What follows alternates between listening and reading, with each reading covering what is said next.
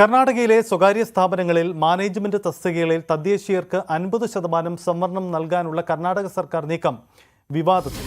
കരട് നിയമം പുറത്തു വന്നതോടെ നിരവധി പേരാണ് എതിർപ്പുമായി രംഗത്തെത്തുന്നത്. തീരുമാനം നടപ്പിലായാൽ അത് വലിയ തോതിൽ മലയാളികളെയാണ് ബാധിക്കുക. കർണാടക നീക്കത്തിനെതിരെ ജോൺ ബ്രിട്ടാസ് എം പി രംഗത്ത് വന്നിട്ടുണ്ട്. സുവി വിശ്വനാഥൻ ചേരുന്നു. സുവി, വളരെ പ്രധാനപ്പെട്ട ഒരു നീക്കമാണ് ഈ കർണാടക നടത്തുന്നത്. കാരണം അത് നടപ്പിലായാൽ നിരവധി മലയാളികൾ ബംഗളൂരു അടക്കമുള്ള ഇടങ്ങളിൽ ജോലി ചെയ്യുന്നുണ്ട്. ഇതിനൊക്കെ വെല്ലുവിളി ഉണ്ടാവും. എന്താണ് ജോൺ ബ്രിട്ടാസ് എം പി ഇതിൽ ഉന്നയിച്ചിരിക്കുന്ന പ്രതിഷേധം?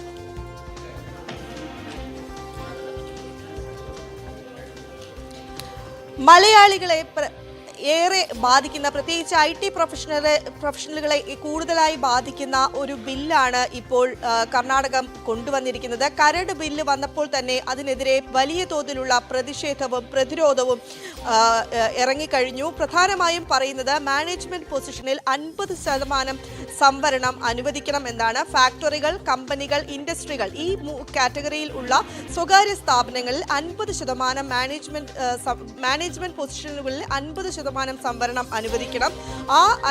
ഇത് കർണാടകക്കാർക്കായി നിജപ്പെടുത്തണം. 75% പേർ നോൺ മാനേജ്മെന്റ് ആയ പൊസിഷനുകളിൽ 75% തദ്ദേശീയരായിരിക്കണം എന്നതാണ് ആ ബിൽ. ഈ ബില്ലിൽ യാതൊരു തരത്തിലും മാറ്റങ്ങൾ വരുത്താൻ സാധ്യമല്ല എന്ന തരത്തിലാണ് ബില്ല് അവതരിപ്പിച്ചിരിക്കുന്നത്. സിദ്ധരാമയ്യയുടെ നേതൃത്വത്തിലുള്ള ക്യാബിനറ്റ് ഇത് സംബന്ധിച്ച് കരട് ബില്ല് പുറത്തിറക്കി. വരുന്ന നിയമസഭാ യോഗത്തിൽ ഇത് സംബന്ധിച്ച് ഈ ബിൽ പാസ്സാക്കാനാണ് ലക്ഷ്യമിടുന്നത്. പ്രധാനമായും അല്ലാത്ത പക്ഷം ഒരു പെനാൽറ്റി അടയ്ക്കാനും നിർദ്ദേശം നൽകിയിട്ടുണ്ട്. പ്രധാനമായും ഈ കന്നഡക്കാർ തന്നെ ആയിരിക്കണം എന്ന് പറയുന്നതിന്റെ മാനദണ്ഡങ്ങൾ കൂടെ ഈ ബില്ലിനോടൊപ്പം രേഖപ്പെടുത്തിയിട്ടുണ്ട്. അതിൽ പ്രധാനമായും പറയുന്നത് ഈ ലോക്കൽ കന്നഡ ഭാഷ അറിഞ്ഞിരിക്കുന്നവരായിരിക്കണം, 15 വർഷമായി കർണാടകയിൽ താമസമുള്ളവരായിരിക്കണം, ഈ കന്നഡ ഭാഷ സെക്കൻഡ് ലാംഗ്വേജായി സ്കൂളിൽ പഠിച്ചിരിക്കണം. അഥവാ സെക്കൻഡ് ലാംഗ്വേജായി സ്കൂളിൽ പഠിച്ചിട്ടില്ലെങ്കിൽ സംസ്ഥാന സർക്കാർ ഏർപ്പെടുത്തുന്ന ഒരു നോഡൽ ഏജൻസിയിൽ നിന്ന് അത് സംബന്ധിച്ച് ഈ കന്നഡ ഭാഷയിലുള്ള പ്രാവീണ്യം സംബന്ധിച്ച ടെസ്റ്റ് പാസ്സായിരിക്കണം എന്നാണ് പറയുന്നത്.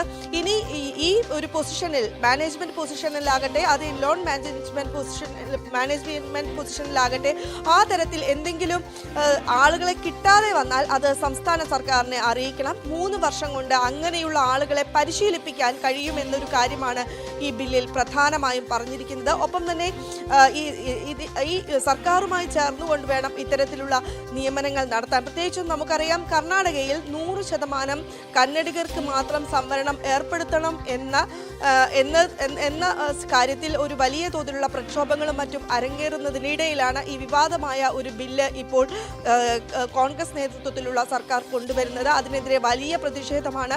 പ്രത്യേകിച്ചും ജോൺ ബ്രിട്ടാസ് എം പി ആണ് അതിനെതിരെ പ്രത്യേകിച്ചും അതുമായി ബന്ധപ്പെട്ട് ജോൺ ബ്രിട്ടാസ് എം പി ആണ് മുന്നിട്ടിറങ്ങിയിരിക്കുന്ന വലിയ പ്രതിഷേധമാണ്.